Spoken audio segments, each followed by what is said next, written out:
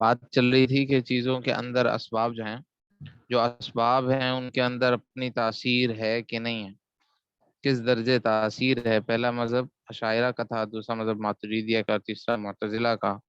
اسی کا جو ہے وہ تھوڑا سا تکرار ہے اگلی عبارت کے اندر، تو شاید تازگی بھی ہو جائے گی۔ اہل سنت کا پھر آپس میں اس بارے میں اختلاف ہے۔ ترجمہ دیکھیے، اللہ تعالیٰ جو مسبب یعنی فعل پیدا کرتے ہیں، وہ سبب کو اعلیٰ بنا کر کرتے ہیں یا سبب کی محض موجودگی میں کرتے ہیں؟ اللہ جل شانہ نے دنیا کو دار الاسباب بنایا ہے، چیزیں جو ہیں وہ اسباب سے ہوتی ہوئی نظر آتی ہیں۔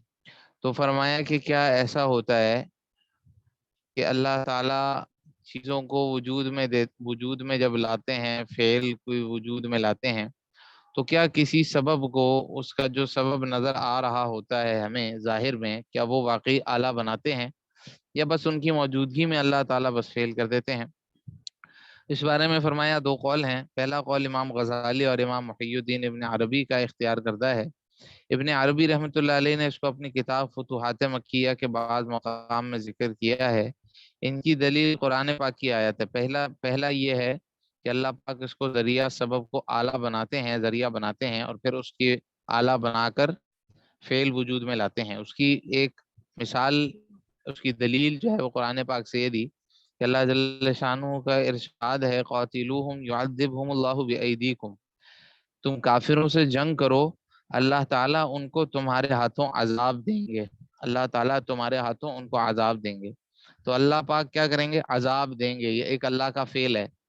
اور فرمایا کہ وہ سبب اس کا تم بن جاؤ گے کہ تمہارے ہاتھوں سے تو تمہیں اللہ تعالیٰ تمہارے اس جنگ کرنے کو، تمہارے اس فعل کو جو ظاہر میں سبب بن نظر آ رہا ہے، اللہ تعالیٰ نے خود فعل کی اس طرف استناد کی، نسبت کی کہ تمہارے ہاتھوں ہم، اس آیت سے ظاہر ہوا کہ اللہ تعالیٰ نے کافروں کو عذاب دینے کے لیے مسلمانوں کو اعلیٰ اور سبب بنایا ہے۔ تو اس سے یہ پتہ چلا کہ اللہ پاک نے جو ہے نا عالم کے اندر چیزیں بنائی ہیں، اور اللہ پاک کے جو افعال ہیں وہ اسباب سے جو ہوتے نظر آ رہے ہیں، اللہ پاک اسباب کے بغیر کر سکتے ہیں، اسباب کے خلاف کر سکتے ہیں، ظاہر ہے اس میں تو کوئی اختلاف نہیں کہ اللہ پاک کو قدرت حاصل ہے۔ لیکن کیا اللہ پاک نے چیزوں کے اندر کچھ تاثیر رکھی ہے اپنی؟ اللہ پاک نے آگ بنائی، اس کے اندر گرمائش اور جلانے کی ایک صفت اور اس کی تاثیر رکھی ہے؟ تو یہی پہلا قول ہے کہ رکھی ہے۔ اور اللہ پاک نے جب چیزوں کی نسبت ان کی طرف کی تو ظاہر ہے رکھی ہے، تو اس کی نسبت کر رہے ہیں۔ دوسرا قول امام اشعری رحمۃ اللہ علیہ کا ہے، اس کا مطلب یہ ہے کہ ہر ممکن کی اللہ تعالیٰ کی طرف استناد اور اضافت بغیر واسطے اور آلے کے ہے۔ ہر ممکن کی یعنی ہر وہ چیز کہ جس کا وجود میں آنا ممکن ہے، ہر وہ چیز جس کا وجود میں آنا ممکن ہے، ممکن الوجود جسے کہتے ہیں، جب وہ وجود میں آتی ہے تو اس کی نسبت اللہ جل شانہ کی طرف ہوتی ہے۔ بس مثال کے طور پر یوں کہنا کہ اللہ پاک نے جلا دیا، یہ نہیں کہہ سکتے کہ آگ نے جلا دیا، بلکہ اللہ پاک نے جلا دیا۔ امام اشعری جو دوسرا مذہب ہے وہ یہ ہے کہ اللہ پاک نے کر دیا، بغیر کسی چیز کی طرف اس کی استناد اور اضافت، کسی چیز کی طرف اس کی اضافت اور نسبت نہیں کر سکتے کہ آگ کے ذریعے سے، نہیں، آگ کو ذریعہ بنا کر، یہ نہیں، بلکہ کیا کریں گے کہ اللہ پاک نے جلا دیا آگ کے ہوتے ہوئے۔ فعل کی نسبت آگ کی طرف نہیں ہو سکتی کیونکہ فعل اللہ پاک نے خود کیا، اور آگ تو اس کا ذریعہ بھی نہیں بنی ان کے نزدیک۔ لیکن امام راضی رحمۃ اللہ علیہ کا کہنا ہے کہ سبب کا اعلیٰ ہونا بلا واسطہ، سبب کا اعلیٰ ہونا بلا واسطہ نسبت و استناد کے منافی نہیں ہے۔ یعنی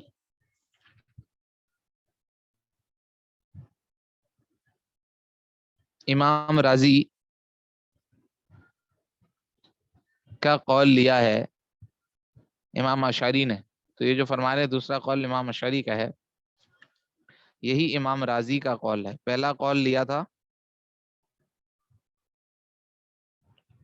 امام غزالی اور امام محی الدین ابن عربی، جو ماتریدیہ کا قول ہے، کتاب میں دیکھیے، پہلا قول امام غزالی کا ہے، اور دوسرا قول جو ہے جس کو کہہ رہے ہیں امام اشعری کا ہے، یہی امام رازی کا قول ہے جو آگے چل کے فرما رہے ہیں۔ امام رازی کا کہنا ہے، مطلب یہ اشاعرہ کے مذہب میں جب یہ کہہ رہے ہیں کہ آگ نے تو نہیں جلانا، جلانا تو اللہ پاک نہیں ہے، لیکن ان کا پھر بھی یہ کہنا ہے کہ سبب کا، یعنی مثال آگ جو سبب ہے جلانے کا، جلانا ایک اللہ تعالیٰ کا فعل ہے کہ اللہ پاک نے کوئی چیز جلا دی، کپڑے کو جلا دیا مثال جو آگ میں گیا تھا۔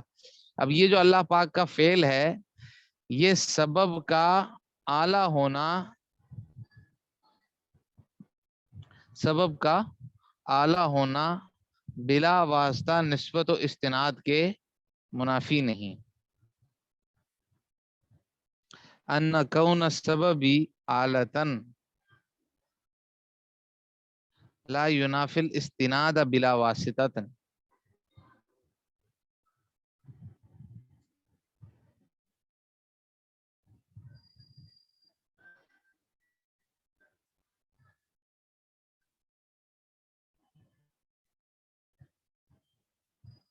جی ہاں، معذرت، امام راضی رحمۃ اللہ علیہ، امام اشعری کا قول دوسرا ہے، امام راضی رحمۃ اللہ علیہ جو ہے ان کا یہاں پر مذہب نہیں ذکر کیا، البتہ جو کتاب کا حوالہ ہے کتاب میں یہی بات، دوسرا قول امام اشعری کا ہے، اور جو امام راضی رحمۃ اللہ علیہ ہیں وہ اس کی مزید تھوڑی سی وضاحت فرما رہے ہیں۔ سمجھ لیں کہ پہلے ہی قول کی وضاحت فرمائی ہے ماتریدیہ کے قول کی، کہ وہ یہ ماتریدیہ جو یہ فرماتے ہیں کہ اب کر اللہ پاک رہا ہے، اور آگ مثلا آلہ بن رہا ہے، خالی کرنا تو اللہ، فعل تو اللہ پاک نے جلانے کا وجود دیا، یا کوئی بھی فعل ہے، بھوک مٹی کھانا کھانے کے بعد، تو کھانا جو ہے وہ ایک سبب ہے، کھانا ایک سبب ہے، اور بھوک کا مٹنا ایک فعل ہے، مسبب جس کو کہہ رہے ہیں۔ تو اب یہ بھوک کا مٹنا، کھانا کھانا تو ایک سبب تھا، آلہ تھا، بھوک تو اللہ پاک نے مٹائی، صحت تو اللہ پاک نے دی، بیماری تو اللہ پاک لے کر آئے، لیکن جو ان کے اسباب جو کوئی آلہ ہے، اگر ہم چیزوں کے اندر ان کی طرف نسبت کر دیں اور یہ بولیں کہ بھئی آگ نے جلا دیا، تو فرما رہے ہیں کہ اس کے اندر جو ہے نا بلا نسبت و استناد کے یہ چیز منافی نہیں ہے۔ امام راضی کا کہنا ہے کہ سبب کا اعلیٰ ہونا بلا واسطہ نسبت و استناد کے منافی نہیں ہے، جہاں پر جو ہے وہ اللہ پاک کی طرف نسبت ہو جائے گی ڈائریکٹلی، وہاں پر یہ بھی سمجھ ضروری نہیں ہے، جہاں شاعرہ یہ کہتے ہیں کہ اللہ پاک نے بہت سارے افعال کی ڈائریکٹ اپنی طرف نسبت کی ہے، بھائی ہم نے جلا دیا، ہم نے آگ کو ٹھنڈا کر دیا، ہم نے بھوک کو مٹا دیا، اللہ پاک نے بہت سارے افعال کی جو سب اسباب اور آلے اس کی کوئی اور چیز بنی، اللہ پاک نے فعل کی ڈائریکٹ اپنی طرف نسبت کر دی۔ تو امام راضی رحمۃ اللہ علیہ فرما رہے ہیں کہ جب اللہ رب العزت نے اپنی طرف خود استناد کر دی، تو اس کا یہ مطلب نہیں ہے کہ وہ چیز آلہ اور سبب ہونے سے نکل گئی، بلکہ اللہ پاک نے تو وہاں پر فاعل حقیقی کی بات کی ہے۔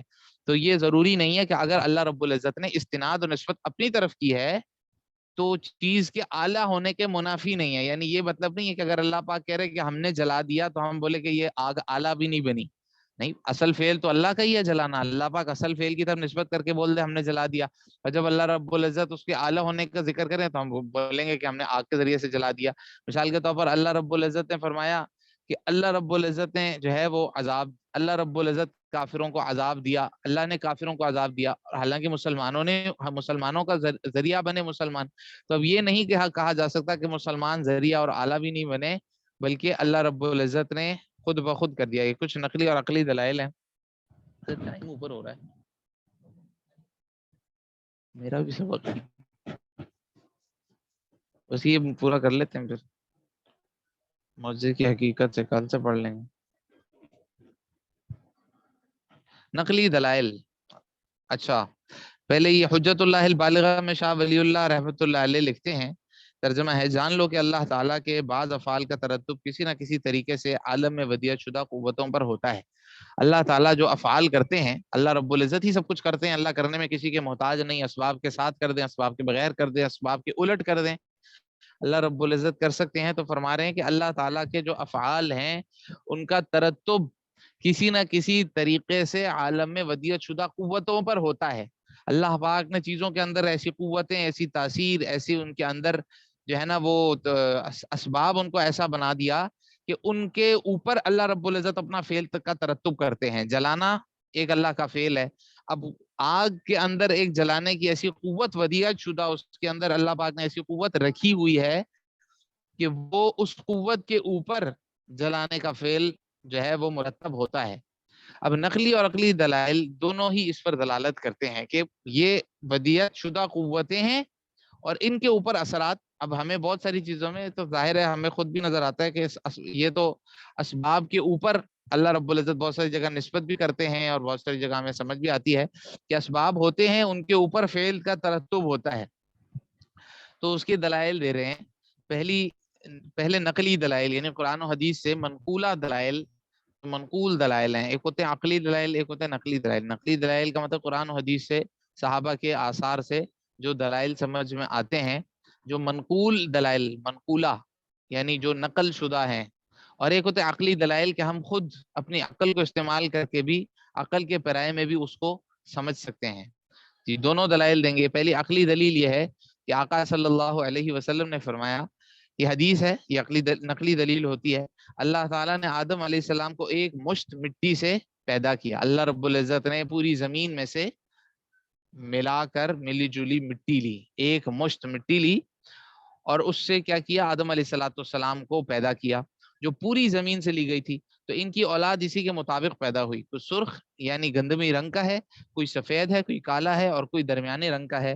کوئی نرم طبیعت کا ہے تو کوئی سخت طبیعت کا, کوئی بری طبیعت والا ہے تو کوئی اچھی طبیعت والا ہے. تو فرمایا کہ اللہ رب العزت نے پوری زمین سے ایک مشت مٹی لی ہے تو اس کے اندر زمین کے ہر حصے کا اثر آ گیا. اب آدم علیہ السلام کی سارے ہی آدم علیہ السلام کی اولاد ہیں. اگر حضرت آدم علیہ السلام گورے رنگ کے تھے تو ساری اولاد گورے رنگ کی ہونی چاہیے کیونکہ سب انہی کی اولاد تھی. لیکن آہستہ آہستہ چل کے کوئی گندمی رنگ کا ہو گیا, کوئی کالے رنگ کا ہو گیا. کیوں؟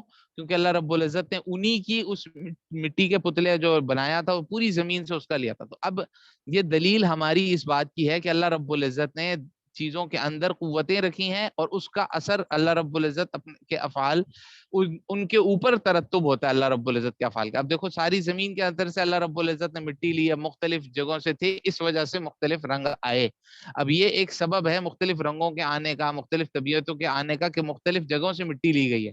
تو حدیث سے یہ بات ثابت ہو گئی کہ یہ اثر, یہ افعال کا ترتب جو ہے نا چیزوں جو اللہ رب العزت نے جو قوتیں زمین کے اندر رکھی ہیں, اللہ رب العزت نے جو اسباب اور آلے بنائے ہیں ان کے اوپر اللہ کے افعال کا ترتب ہوتا ہے. اسی طرح اگلی حدیث میں ہے کہ حضرت عبداللہ بن سلام رضی اللہ عنہ نے حضور صلی اللہ علیہ وسلم سے پوچھا کہ کیا چیز ہے جو بچے کو اس کے باپ کی طرف یا اس کی ماں کی طرف کھینچتی ہے اور اس کے مشابہ کر دیتی ہے. آپ صلی اللہ علیہ وسلم نے فرمایا, جب مرد کا نطفہ عورت کے نطفے پر سبقت کر جائے اور اس کے جینز عورت کے جینز پر غالب آ جائیں تو بچہ مرد کے مشابہ ہو جاتا ہے. یعنی کبھی بچہ ماں کی شکل سے زیادہ ملتا ہے, کبھی باپ کی شکل. تو انہوں نے پوچھا یہ کیا وجہ ہے؟ تو آپ علیہ السلام نے فرمایا کہ نطفہ اگر باپ کا غالب آ جائے تو یہ ہوتا ہے کہ باپ کی جینز غالب آ گئے تو بچہ باپ کے مشابہ ہو جاتا ہے, مرد کے مشابہ ہو جاتا ہے. اور اگر عورت کا نطفہ سبقت کر جائے اور اس کے جینز مرد کے جینز پر غالب آ جائیں تو بچہ ماں کے مشابہ ہو جاتا ہے. اب یہ بھی ایک سبب ہے کہ جو ہے نا وہ اس جینز کا زیادہ غالب آ جانا یہ سبب ہے کہ اس کے اوپر جو ہے وہ شکل و صورت کا مدار اس پر بنا دیا. حالانکہ اللہ رب العزت کی مرضی ہے, لیکن یہ یعنی یہ ہے کہ اس کے اوپر اثر کچھ نہ کچھ اس اثرات کا ترتب ان قوتوں پر ہے. جی اللہ رب العزت کے افعال کا ترتب ان قوتوں پر ہے.